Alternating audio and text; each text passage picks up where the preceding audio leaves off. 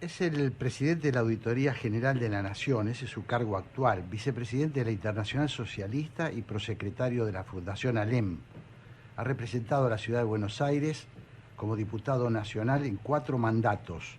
Integra el Consejo de Presidencia de la Asamblea Permanente por los Derechos Humanos desde 1984, forma parte del Consejo de Administración del CIPEC y es consultor titular del Consejo Argentino para las Relaciones Internacionales, CARI.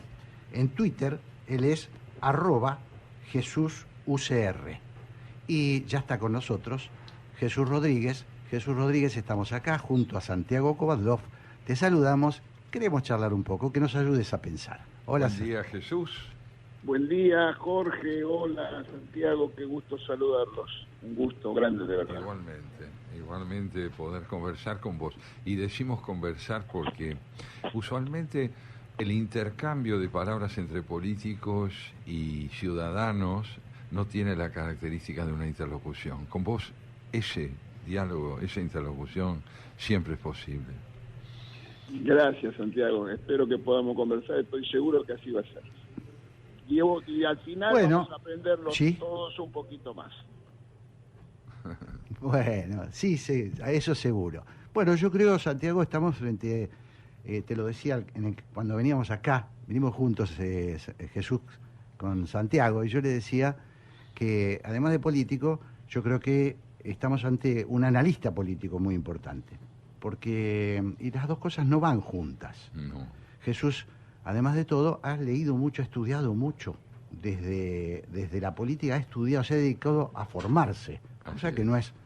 No es usual. El tránsito de la experiencia a la meditación de la experiencia, eso se llama cultura. Así es. ¿Te parece, Santiago, le pedimos a Jesús una caracterización del momento actual, de cuál es para vos el punto más importante de lo que se está jugando hoy en la Argentina, en esta Argentina tan convulsionada? Bueno, en la Argentina, como en la región y en otros lugares del mundo, nuestro sistema de convivencia que hemos adaptado y el único que se ha probado eficaz, que es el modo democrático, la democracia está siendo acosada. En algunos lugares ese acoso se transforma en sitio, en otros evidencia regresiones, pero lo cierto que es que la combinación de pandemia, guerras, desigualdades, autoritarismos, populismos, nacionalismos, conspira contra los logros de una democracia plena. Entonces yo creo que ese es lo que hoy tenemos, el desafío que hoy tenemos por delante, en un contexto en la Argentina particularmente agravado. ¿Agravado por qué? Agravado por una situación de estancamiento económico que lleva muchos años y agravado también por las debilidades de un gobierno que se tira tiros en los pies todos los días, un gobierno que no es capaz de ofrecer lo más importante que un gobierno tiene que presentarle a la ciudadanía, que son reducir incertezas y proveer de certidumbres. Y la verdad que eso, el gobierno está haciendo exactamente lo contrario. Es interesante entonces, Jesús, nos parece, poder preguntarnos a qué se debe esta ineptitud para aprender de la experiencia, porque creo que los problemas que mencionás, a excepción de la pandemia, la desigualdad, las fragilidades que amenazan a la democracia, son experiencias políticas que el país conoce desde hace mucho y que si bien ahora ya cerca de los 40 años del retorno a la democracia quedaron de manifiestos en el esfuerzo que desde el año 83 hizo el presidente Alfonsín para tratar de revertir esta situación, da la impresión de que es poco lo que se ha aprendido. Y la pregunta entonces casi álgida es, ¿por qué cuesta tanto aprender? ¿Qué intereses son los que están detrás de la ineptitud? A mí me parece que hay, tu pregunta me lleva a recordar al general Perón. Es obvio que no soy peronista, pero dijo algo parecido a lo siguiente alguna vez, o al menos se le atribuye, que los argentinos, en Argentina y los argentinos es una sociedad y un pueblo muy politizado. pero carente de cultura política, agregaba. Entonces, si uno piensa desde ahí, podría decir que el problema de la Argentina hoy, tal vez el problema que, atendiendo a tu pregunta, yo señalaría, es lo que un señor que se llama Moisés Naim, que es un pensador que vive en Estados Unidos, nacido en Venezuela, que dirigió la revista Foreign Affairs, en castellano, llama necrofilia ideológica, que es el enamoramiento por ideas fracasadas y muertas. Y yo creo que en Argentina hay un núcleo muy relevante del poder político, del oficialismo, muy influyente en la colectividad política que podemos llamar peronismo, que tiene esa manera de mirar las cosas. Tratar de replicar, reproducir, repetir iniciativas, discursos, narrativas, conceptos, que si en algún momento fueron funcionales o positivos o productivos, definitivamente no lo son hoy en el mundo, en la región y en Argentina. Jesús, estamos con Jesús Rodríguez, charlando, tratando de entender la situación.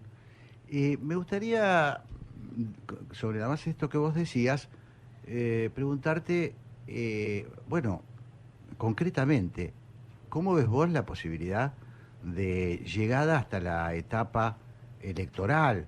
Tenemos unos meses por delante, tenemos varios meses todavía hasta las elecciones nacionales. ¿Qué estás viendo vos? Porque una de las características que vos presentabas es, estamos de alguna manera contaminados por la incertidumbre. ¿Cómo hacemos para dar certidumbre, aunque sea hasta el relevo del mandato?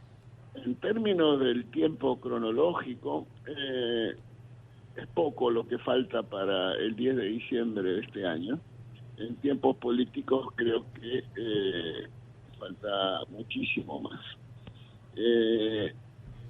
Sí es cierto lo que señalo, que a los problemas globales y de la región, la Argentina le agrega esto de la necrofilia ideológica, el conflicto político, del oficialismo, etcétera, etcétera. Si uno mira lo que pasó las últimas 10 días, 15 días, el presidente de la Nación pretendiendo que se haga una película y su figura sea protagonizada por Robert De Niro, en medio de una corrida cambiaria, esa fue su concepción. El ministro de Economía, que está urgido por mantener un acuerdo con el Fondo Monetario Internacional, pasa un rato largo con el presidente de la AFA celebrando que se va a festejar, se va a jugar el Sub-17, el Mundial del Sub-17 en nuestro país. El presidente del Partido Justicialista de la provincia de Buenos Aires cuestiona la existencia y la validez y la pertinencia del acuerdo con el Fondo Monetario Internacional. Entonces, lo que uno como ciudadano, ni siquiera como no formando opositor al gobierno, como ciudadano, debiera hacer todos los esfuerzos todo el tiempo para hacerle razonar a la administración que es imprescindible la generación de certidumbres y previsibilidades, porque si no, las consecuencias serán todavía más nocivas que lo que hoy estamos viviendo. Hay una inquietud que me acompaña en forma, te diría, paralela a la caracterización que estás haciendo, y es cuánto puede haber de rencor, de ceguera intencional, te diría, ante la imposibilidad de proceder con eficacia por parte del oficialismo y aspirar de algún modo a dejarle a la oposición venidera, si es que gobernara, un terreno minado donde las dificultades en esta etapa final de este gobierno se acumulen de tal forma que el gobierno próximo tenga que poner su empeño primordial en desactivar lo que puede comprometer la eficacia de su gestión más que en desplegar un proyecto alternativo.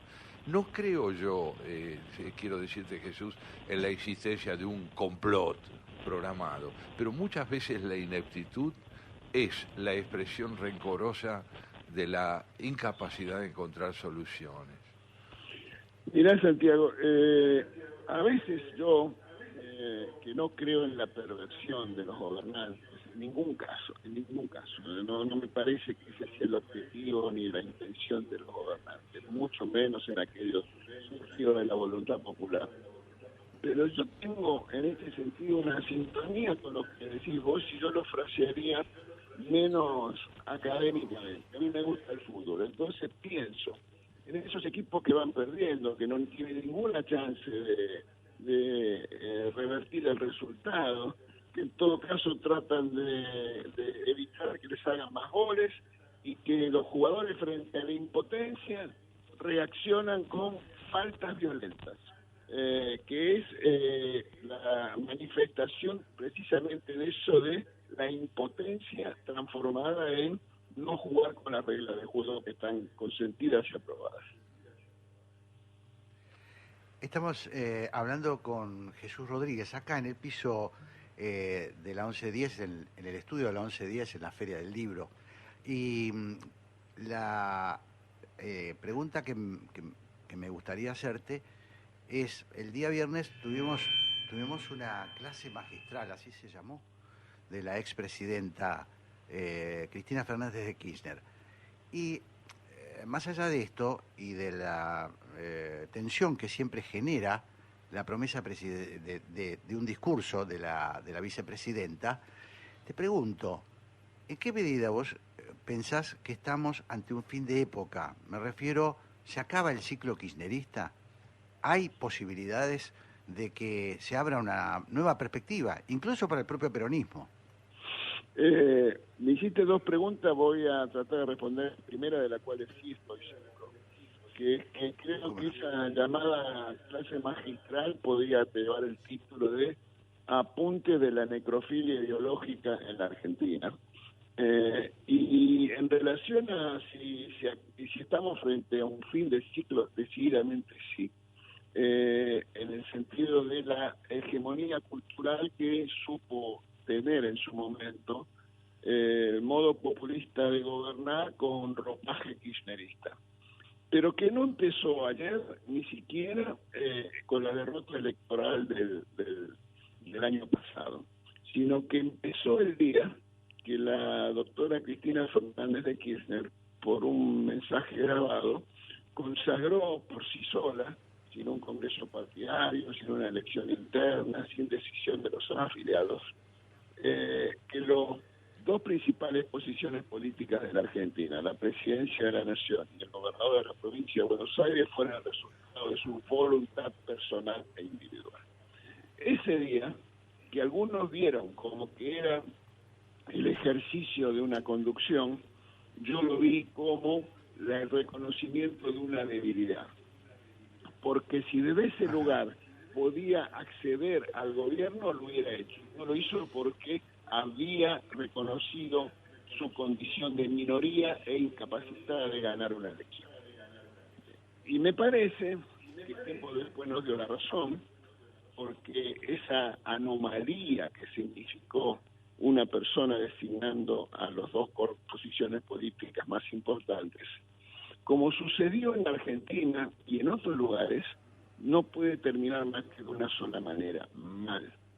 Porque cuando el núcleo del poder está fuera de la sede oficial del poder, eso tiene consecuencias negativísimas.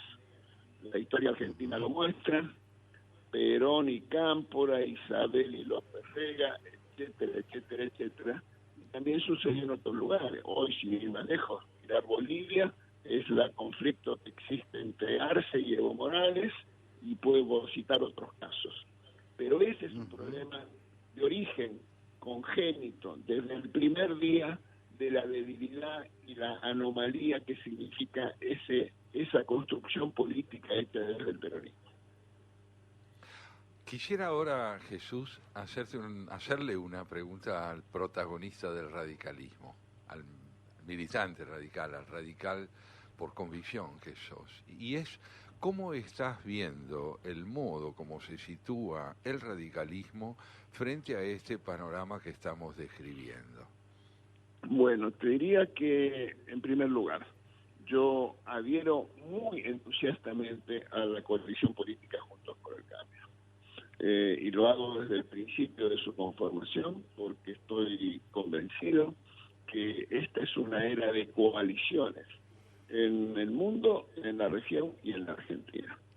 Y las coaliciones definidas como un acuerdo programático para llevar adelante un gobierno que se hace entre actores políticos, partidos que tienen pasado distinto y evaluación de la historia diferente, pero que comparten un diagnóstico y una propuesta de futuro.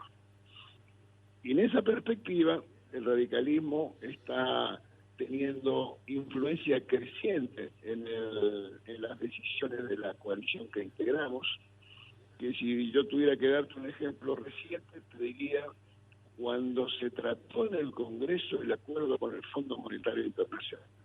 Fuimos los impulsores de la necesidad de tener una actitud responsable, patriótica, y no dejarnos de tentar por cantos de sirena acerca de creer que la política cuanto peor mejor, porque nosotros sabemos que esa es la peor de las políticas. Y tuvimos una actitud responsable que hizo posible que el Congreso aprobara ese acuerdo, porque hay que recordar que contingentes de legisladores oficialistas muy relevantes, no solo en cantidad, sino también en influencia, votaron en contra de ese acuerdo. Y en el futuro inmediato, soy de los que sostienen la necesidad, la conveniencia para la coalición de un candidato radical a la presidencia que compita en la interna de la PASO, proponiendo nuestras sensibilidades, nuestros énfasis programáticos, nuestra mirada de futuro en relación a lo que necesita la Argentina sobre la base de un programa común. Esa es nuestra propuesta. Estamos hablando con el presidente de la Auditoría General de la Nación, Jesús Rodríguez, dirigente radical, exdiputado y un gran analista político. Jesús, hay una curiosidad que tengo, que es por qué en este momento la agenda política parece estar manejada por las declaraciones de Milei. Me sorprende que todo el mundo discuta lo que Milei va poniendo en la agenda. ¿Cómo ves el fenómeno Milei? ¿Cómo ves esta especie de desencantamiento de la sociedad argentina con los partidos, con su representación histórica y este emerger de Javier Milei? Bueno, de Chesterton, ese pensador británico de principios del siglo pasado, que una vez dijo algo así como: cuando la gente era católico el hombre, ¿no? Cuando la gente deja de creer en Dios, no pasa a creer en nada. El problema es que empieza a creer en cualquier cosa. Y en este sentido, cuando la situación de angustia, de desesperación en muchos casos, puede hacer que que muchos argentinos vivan con desesperanza la realidad y el futuro, la búsqueda del hechicero en lugar del médico puede estar justificada. Francamente yo diría, independientemente de las personas, que yo respeto a todas, pero eso no me lleva a mí a respetar las ideas de las personas. Las personas deben ser respetadas, no necesariamente sus ideas de cada uno deben ser respetables. Y en ese sentido te diría, Jorge, sí, en el mundo hoy hay 8.000 millones de personas. El mundo tiene 500 millones de kilómetros cuadrados de superficie. En la historia de la humanidad de seres vivos en la Tierra tiene miles de años. No hubo un segundo en un centímetro cuadrado de superficie ni un ciudadano que haya sido gobernado, vivido bajo las ideas de Milei. Eso es lo que estamos hablando. Y entonces, para intentar responder tu pregunta, te diría que la responsabilidad de todos incluye a los editores, incluye a los comunicadores, incluye a los periodistas, porque así como no es aceptable que un dirigente político parece una mentira. Tampoco es aceptable que un periodista por un punto de rating vaya en contra de los ideales de libertad y de igualdad que creo y de paz que una sociedad democrática requiere. Jesús, quisiera ahora ir hacia el lector que sos. Me gustaría preguntarte algo sobre esa vida de reflexión que, más allá de lo que estrictamente podemos caracterizar como política o politología, te caracteriza. ¿Cuáles son tus lecturas dilectas? Ya que lo mencionabas a Chesterton, se me ocurrió esa pregunta. ¿Cuáles son tus lecturas dilectas? No en tus momentos libres, no es que te cree un aficionado a leer otras lecturas que las políticas o económicas en tus momentos libres. ¿Cuáles te son esenciales como hombre, como ciudadano, como sensibilidad? Mira, me gustan mucho las biografías, políticas y no necesariamente políticas.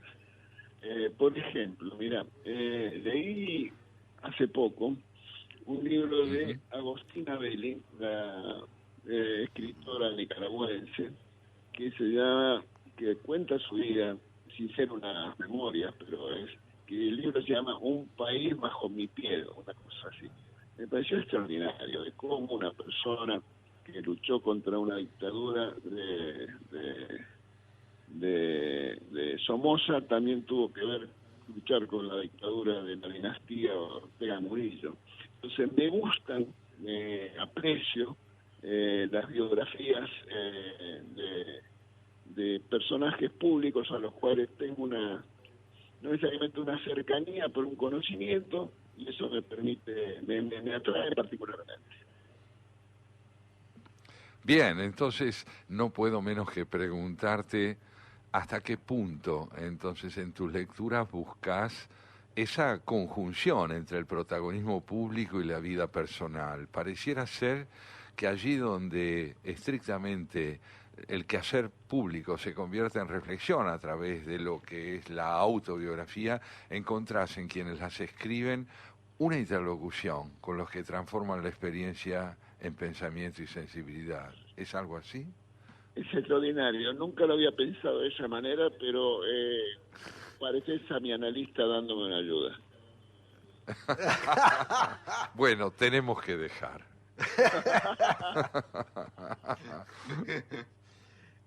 Jesús, en